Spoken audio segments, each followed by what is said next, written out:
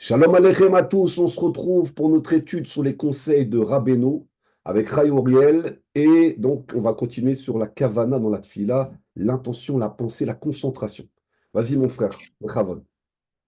Azak, encore une fois, cette issue d'Alpuzet pour la protection des soldats Amen, et pour Bezat Hashem qu'ils aient une grande siyata d'Ishmaya au amen, combat. amen. Alors, on est dans les conseils encore de la pensée en général, pas d'Afka dans la tfila, mais vraiment dans tout son ensemble dans la vie du juif. Comment la pensée, c'est une chose qu'on doit faire très très attention et l'impact qu'elle peut avoir sur notre vie quotidienne en général. Donc, la semaine dernière, on avait fini le premier conseil et là, on va aborder le deuxième. Et donc, je lis. כשבאים במחשבות אדם יעורר זנות, רחמנא ליצלן, שעלולים לגרום לו תאוות ניאוף או מקרה לילה. Il dit, lorsqu'une personne vient à lui, ok, ça peut être volontaire ou involontaire, encore une fois, des marchavot de znout, des marchavot, des pensées dans le domaine de la sexualité, des interdits, bien sûr, znout, et que ça peut, ces pensées-là, il nous dit, le Rav, ça peut entraîner soit il augmente sa tava, son désir de faire des choses interdites, etc., il peut commander. Au Mikrela, ou bien ça peut lui entraîner aussi de sortir des semences en vain, soit pendant la nuit quand il dort, ou soit, encore pire, de manière volontaire. Ve'u machnia et atava ou masiar dato min hayorim haraim. Et qu'à ce moment-là, donc c'est venu à lui, maintenant il est dans le combat, il a une pensée comme ça d'une femme ou autre chose qui convoite. Et à ce moment-là, lui, il va s'efforcer de vaincre ce désir-là et de penser à autre chose. Et d'enlever de lui, c'est Erurim Raim. Kamevor Besifrad Monzal, comme c'est exprimé dans les Sifrés de l'Admour de Rabbi Nachman, c'est dans les Bracha. Chez Kasha Baim Marshavot Erurim Raim, que lorsque l'homme vient à lui des mauvaises pensées en général, ok, Yachnis les mocho Marshavot Shel Torah ou Tfila ou Masawan. Il dit, le conseil c'est quoi? Pour vaincre les mauvaises pensées, c'est de penser à autre chose. Il dit, pense à ce moment-là, si tu veux vraiment les vaincre, le conseil nous dit, Rabbi Nachman, c'est pense à la Torah, à la Tefila, Masa ou Matan, pense même au business. Si j'arrive pas à penser à la Torah à ce moment-là, pense à autre chose, quelque chose qui est permis. Mais Donc on ne peut pas avoir deux pensées. On ne peut pas avoir deux pensées en même temps. Donc il te dit une pensée chasse l'autre. ouais, Razak. exactement. Il dit, Ve'az mimela. Il dit, et directement vont partir de ta conscience ces mauvaises pensées-là.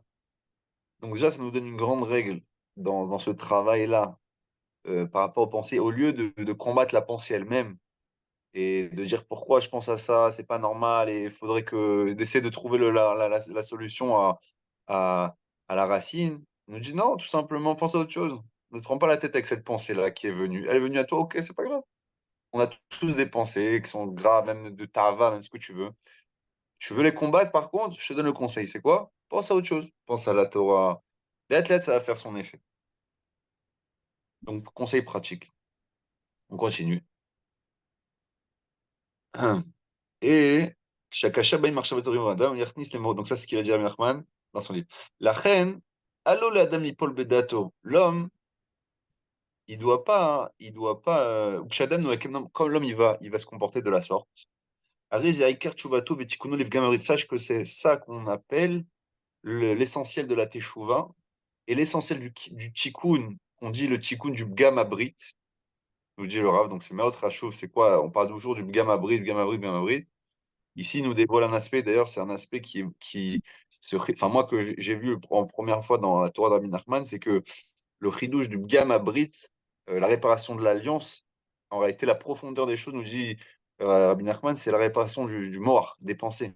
C'est ça la vraie réparation. Quand on dit le Bgam Abrit, c'est commence à son shoresh, parce qu'on sait que le mort, il est lié après avec le zera, etc., avec la semence. Et donc, au final, c'est pour réparer pas, j'arrête de faire des semences en vain. C'est pas ça la tchouva. Ok, c'est bien que tu fais plus. Déjà, tu arrêtes de détruire. Mais le vrai tikkun abrit, c'est pas que tu arrêtes de fauter dans ce domaine-là, c'est que tu répares au shoresh, à la racine des choses, c'est dans le moar. Et donc, du coup, d'où l'importance du Shmirat Enaim, c'est-à-dire que si le cerveau, il te ramène des images ou des choses que tu as vues dans la journée ou sur ton téléphone ou autre, le moyen aussi d'éviter que ces pensées, elles te traversent, bah, il faut aussi fermer les portes et donc faire attention à ce que tu regardes pour éviter que ces pensées, inconsciemment, comme tu l'as dit tout à l'heure, dans le sommeil ou dans la tfila ou dans un autre moment, elles viennent traverser. Pourquoi? Parce que les yeux, au final, amènent dans le cerveau et le cerveau enregistre. Il enregistre tout. Donc même toi, quand tu n'y penses plus, ça reste quand même dans une mémoire du cerveau et cette mémoire pourrait s'ouvrir aussi à chaque fois. D'où l'importance donc de faire attention à son regard pour aller même encore plus loin par rapport à ce que tu dis du Shmirat Habrit et de faire attention sur cette échouva. évidemment.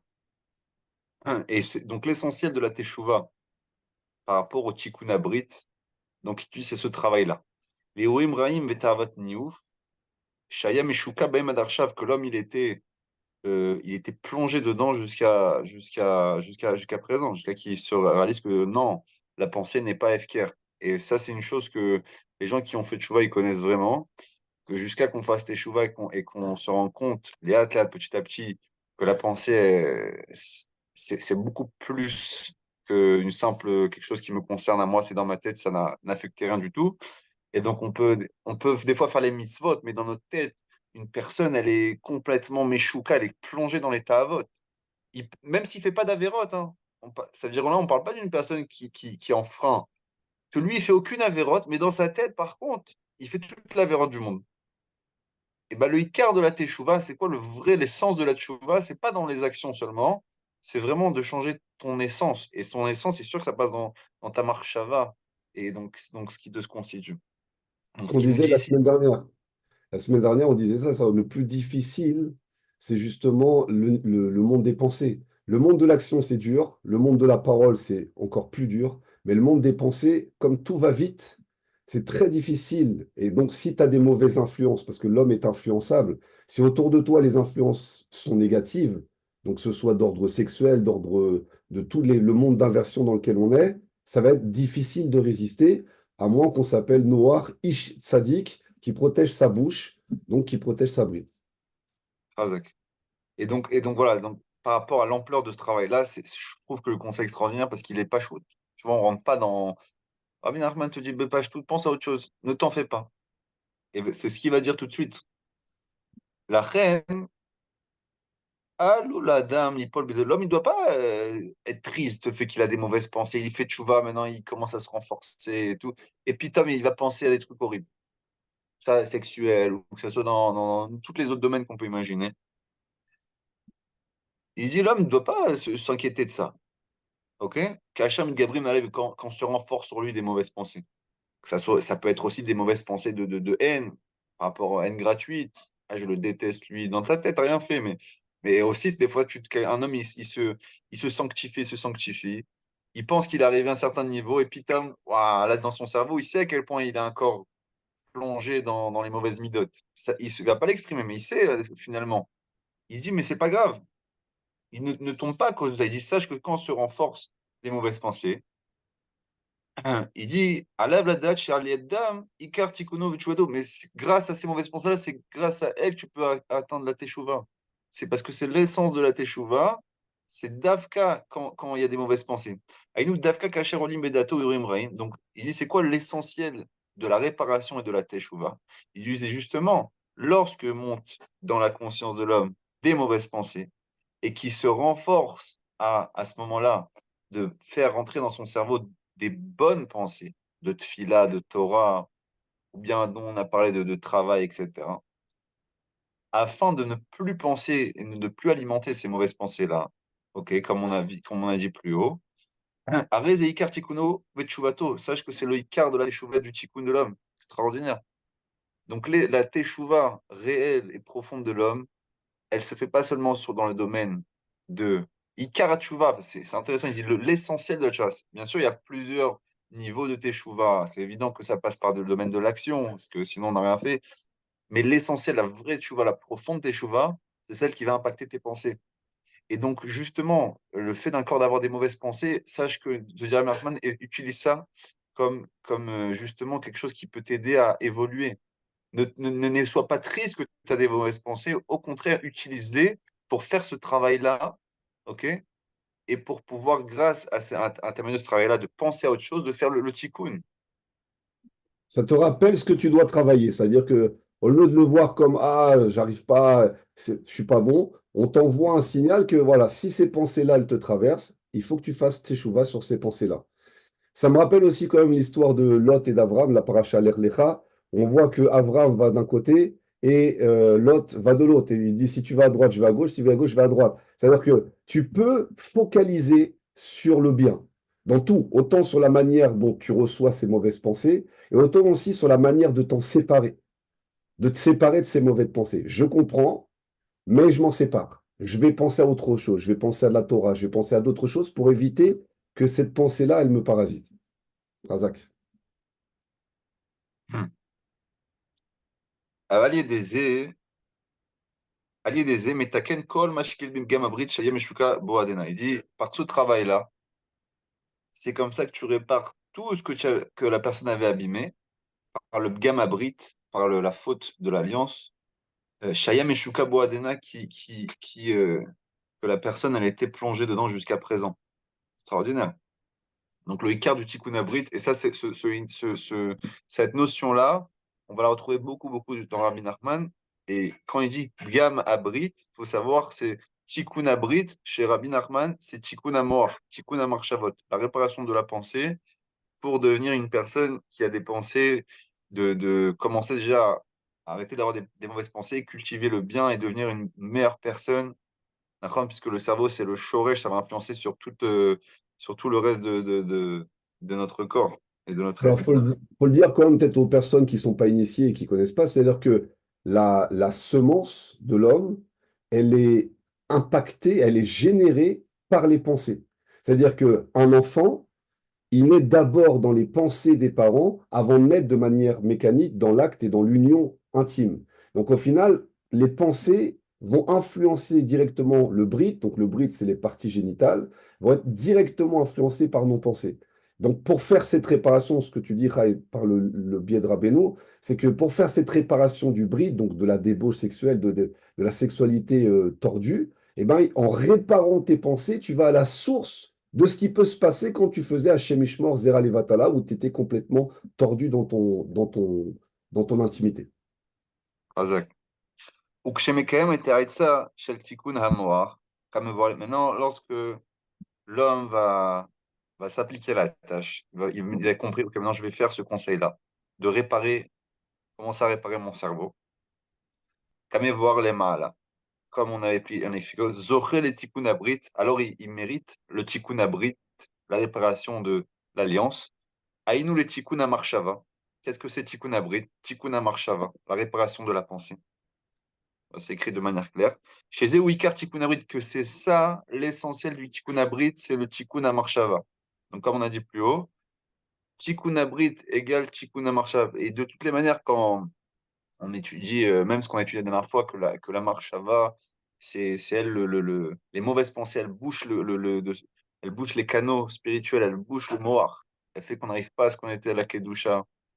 Comme on avait vu qu'un prophète, pour prophétiser, il doit rentrer dans des marshavot théorodes, rester en dvékout. Donc on voit que la porte d'accès au spirituel, elle dépend du tikkun à la marshava, la réparation de la marshava. Plus qu'une personne elle va avoir des marshavot théorotes, comme on dit, des marshavot tovot, des bonnes pensées, des pensées pures, des pensées de Torah constructives, plus en réalité il grandit en fait en Rouhaniout, et plus c'est un vrai, c'est quelque chose qui on peut vraiment, on dirait Medida, on peut vérifier, on peut voir à quel degré on a fait le choix selon notre pureté de Marshava. Tu vois ce que je veux Ça dire? pourrait, ça pourrait nous faire comprendre, juste tu parles de la névoie ou du roi à Kodesh, de la prophétie. C'est quoi la prophétie? C'est une pensée. Je reçois une pensée qui n'est pas de moi, qui vient d'Hachem, ou le roi à Kodesh, je perçois, je capte. On en avait déjà parlé comme un artiste, je suis capable de capter quelque chose de kadosh. Soit je capte ce qui est négatif, ou soit je suis capable même d'extraire ce qui est kadosh dans ce qui paraît négatif. Ça, c'est le niveau des hauts, d'accord? Qui arrive à extraire, même dans ce qui paraît négatif, le Nekuda Tova de tout ce qui va autour. Donc c'est une extraction. Donc si cette pensée, comme tu dis, cette marshava, cette pensée, elle est dans la Gdusha, et que tu as une maîtrise de tes pensées, alors Hachem peut-être peut se faire cavalier de ton cerveau, de tes pensées, et faire descendre un roi à Kodesh, quelque chose qui te dépasse, et de voir au-delà de la nature, puisque toi-même, tu as dépassé ta nature humaine, qui était de te laisser aller, peut-être avoir des mauvaises pensées, ou des mauvaises paroles, ou des mauvais actes, comme on l'a dit au début. וזוכים לחוכמה הטהורה ולכל זר. היינו לחוכמת האמת. Et donc, par ce travail-là, il nous dit, il nous dévoile en fait qu'est-ce qu'on gagne par ce travail-là en appliquant ce conseil qu'on a vu plus haut de commencer à purifier ses pensées. Eh ben, on mérite tout simplement Chokhmah Théora, une sagesse qui est purifiée, où les kolzar est une voix pure. Et c'est quoi une voix pure? Il nous dit, Aïnou les Chokhmah Tehemet, la sagesse, Chokhmah Tehemet, les sodotes de la Torah. La sagesse Chokhmah Tehemet, pour, euh, pour recevoir et comprendre véritablement les sodotes de la Torah, la partie profonde, il faut forcément avoir un mohar, un cerveau qui est raffiné et purifié. Et c'est ça la première chose en fait, le plus grand salaire qu'on reçoit lorsqu'on fait ce travail-là, nous dit Rabbi Nachman, qu'on mérite d'avoir accès à la vraie sagesse. Kol Ce qui emet paraît, b'mishum tarovet shel taout vesheker, et on mérite de percevoir un émet qui est nettoyé de toute erreur et de tout mensonge. ce qui paraît essentiel, puisque c'est vrai qu'en travaillant sur ses pensées, on sait très bien que les pensées peuvent tordre la vérité. On l'a vu la dernière fois, que ça va créer des bouchons dans la tête qui fait que ça va tordre la prière, ça va tordre plein de choses. Maintenant, quelqu'un qui travaille sur ses pensées et qui s'habitue à avoir des pensées positives, des pensées de Torah, des pensées de Gdusha, bah, bien sûr que par la suite, la sagesse, elle peut s'installer véritablement dessus. Maintenant, comme tu l'as dit, il faut savoir aussi euh, accepter ces mauvaises pensées, qu'elles puissent nous traverser pour pouvoir les travailler. Parce qu'on peut être dans le déni. Bon, j'ai des mauvaises pensées, je ne veux pas les entendre. Alors, comme tu l'as dit tout à l'heure, au final, non, ces mauvaises pensées, elles sont faites pour te faire teshuva sur ce que tu dois encore travailler. Donc, soit tu es dans le déni, soit tu dis, OK, si j'ai ces mauvaises pensées-là, je vais essayer d'aller au shoresh et essayer de continuer à faire teshuva et donc à continuer à purifier au maximum mes pensées.